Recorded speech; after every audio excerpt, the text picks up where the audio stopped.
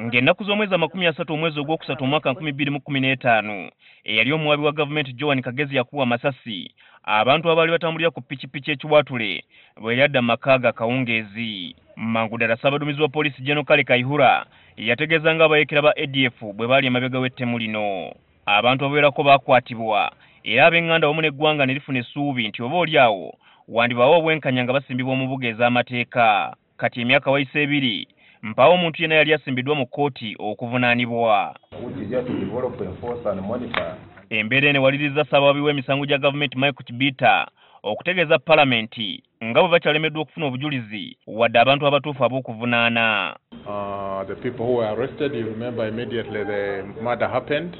When we looked through the file, the evidence was not strong enough to sustain.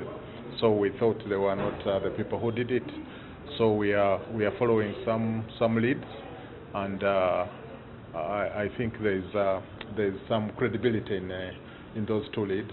Kibiyita okwogera bino abadde alabeeseko mu kakiiko ka Palamenti ak'amateeka okunnyonnyola ku mbalirira ya ofiisi ye mwe baagalira ensimbi obuwumbi 5 okwongera ku bukuumi bw'abawabi b'emisango naddala egyekuusa ku bikolwa eby'obutujju n'obuyeekera. Wanirawo ategeerezezza ababaka nga bwe batannafuna fayiro yonna okuva eri poliisi ku bantu abazze bakwatibwa ku by'okutta yali omwogezi wa poliisi Yandul Felix Kaweesi eyakubwa amasasi omwezi oguwedde Kulambiro Kyanja bwe yali ava mu maka ge ng'agenda ku mirimu. In the case of AIGP Kaweesi, police is still I think sorting through the people they have arrested.